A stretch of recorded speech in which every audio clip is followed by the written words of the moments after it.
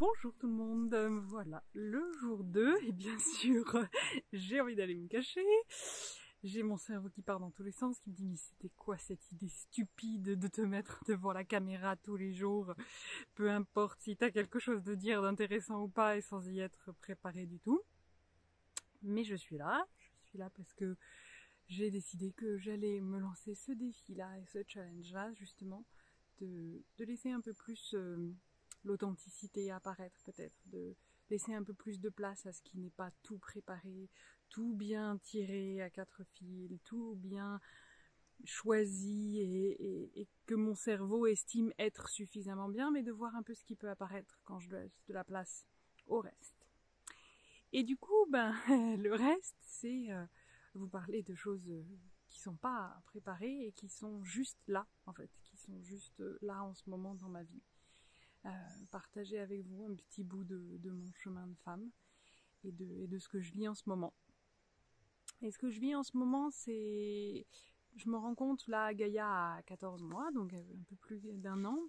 Et après un peu plus d'un an de ce voyage d'être mère, je me rends compte combien j'ai une propension à pousser mes limites, à penser qu'il faut que je compense en fait pour tout le monde et tout, pour toutes les failles du système, pour Adrien quand il a peur, quand il y arrive pas, quand il sait pas comment prendre sa place, ou quand il est malade, pour le fait que si on n'a pas assez d'argent, il doit retourner travailler, et du coup moi je dois mettre ma vie à moi de côté et faire avec, et c'est ok, et pousser et être là, et que ça c'est comme si ça n'avait pas de prix, dans le sens comme si ça me coûtait rien, comme si en fait de toute façon je me pose pas la question du prix, et je le fais.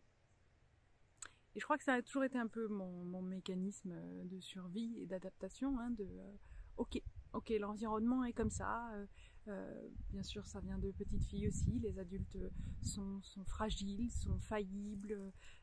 Maman est pas toujours là et elle est pas toujours forte, et elle est même souvent très fragile.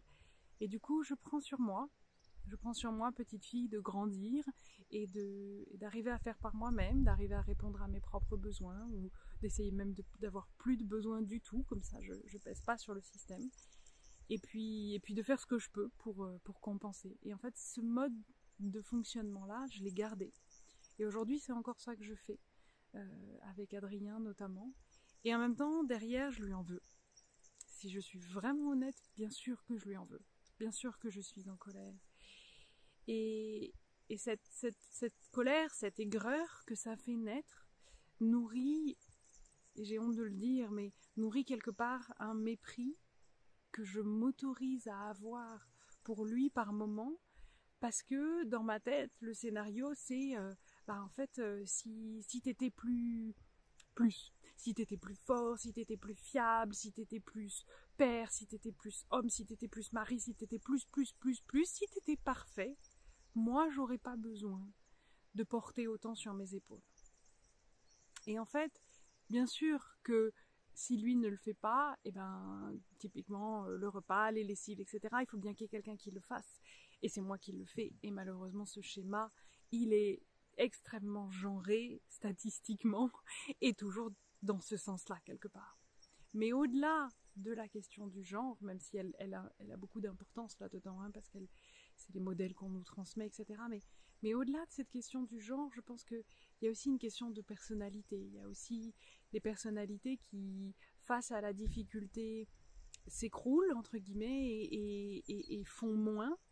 Et puis il y a les personnalités qui, au contraire, vont faire plus, qui vont redoubler, qui vont rien montrer, qui vont serrer les dents, qui vont sourire et montrer une façade toujours lisse, et pas demander, et pas dire stop, et pas dire non, en fait là moi non plus je peux pas, il faut qu'on trouve une autre solution. Et ça c'est moi. Moi je suis comme ça, je fais ça, j'ai toujours fait ça. Et après j'en veux à l'autre. Et ça c'est pas juste. C'est pas juste, c'est pas possible. Alors bien sûr qu'il y a plein de choses où j'aurais souhaité qu'il le voie par lui-même, qu'il le fasse par lui-même. Et bien sûr qu'il y a plein de choses qui ont énormément de valeur quand elles sont faites spontanément. Et on a la sensation qu'elles en ont un peu moins quand elles ont été demandées.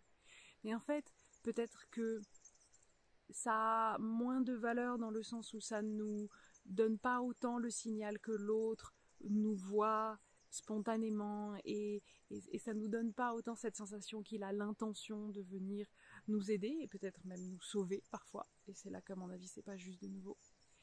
Mais là où ça a beaucoup plus de valeur et ça compense largement, c'est dans le fait que nous on est capable, que moi je suis capable de dire là j'ai besoin de quelque chose, de dire ça c'est ma limite et de pas pousser au-delà, de pas me nier moi-même dans tous mes besoins, de pas toujours me faire passer pour la dernière roue du carrosse, pour la donnée qui n'est pas essentielle dans l'équation et que je peux transformer et si aujourd'hui il faut un plus 2, et ben je serai un plus 2 et puis si demain c'est un plus 10, et ben je serai un plus 10.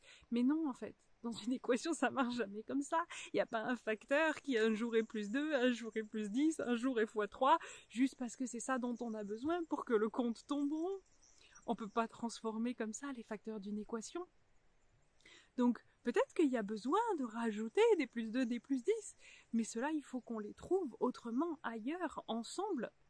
Et je donne pas cette possibilité-là à mon couple, et je donne pas cette possibilité-là à Adrien, et je me donne pas cette possibilité-là quand je le nomme même pas.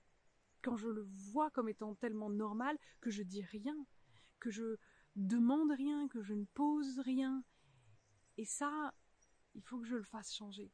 Il faut que je le fasse changer parce que ça m'épuise et puis parce que ça me rend très seule. Et ça le rend très seul. Ça me rend très seule dans cette sensation que j'ai, que du coup je dois porter parce que lui ne peut pas ou ne veut pas ou ne sait pas ou etc. Et y compris quand on a pris une décision qu'il allait aller travailler et que du coup il est physiquement pas là et moi je suis en train de me faire jouer quelque part un drame de martyr alors que non, c'est une décision qu'on a prise ensemble. Et si l'accord qu'il y a derrière et l'équilibre que ça demande derrière ne me convient pas, qu'on l'ait anticipé ou pas d'ailleurs, parce que parfois on ne peut pas l'anticiper, parfois on se rend compte que dans la situation maintenant tout de suite, et ben c'est ok. Et c'est à moi de dire, ok là j'ai besoin qu'on rééquilibre les choses.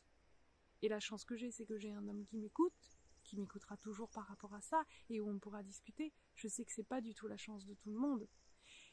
Mais peut-être que les hommes seront d'autant plus prêts à entendre et à écouter que les femmes apprendront à exprimer. Et encore une fois, je dis les hommes et les femmes parce que statistiquement, c'est comme ça que ça se passe. Mais c'est vrai aussi quand c'est dans l'autre sens, peu importe, ou deux hommes ou deux femmes d'ailleurs, peu importe qui est la personne qui a tendance à faire plus et à porter et à ne rien dire, et qui est la personne qui a tendance à ne pas savoir, à se figer, ça peut être n'importe quoi, ça peut être procrastiner, ça peut être fuir, ça peut être juste rester sidéré, ça peut être tout ce qu'on veut, et qui fait que du coup, une autre personne va prendre la place. Mais dans tous les cas, souvent on est dans un duo de personnes comme ça, parce que deux bulldozers, comme je m'appelle moi-même, ou deux personnes qui se figent devant les phares d'une voiture comme un lapin, comme on dit souvent par rapport aux réactions d'Adrien, ça marche pas. Donc souvent, y a un lapin et un bulldozer qui font couple, et là, il faut qu'on arrive à créer des équilibres. Et plus on va le faire, et plus on saura le faire, d'un côté comme de l'autre. Plus les hommes sauront mieux voir, mieux comprendre, mieux appréhender toute la réalité qu'il y a derrière, quelque part, la vie des femmes. Et plus les femmes sauront dire, ok, ma limite, elle est là, et en fait, moi, je peux pas faire plus, et je peux pas être à la fois mère, et à la fois professionnelle, et à la fois m'occuper de la maison, et juste se donner cette autorisation-là, pour moi, c'est un chemin. Ça va être un vrai chemin.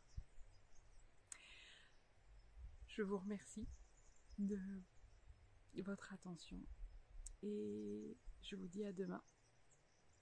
Et je vous dis aussi que je vais mieux sans honte. Nous allons tous mieux sans honte. À demain.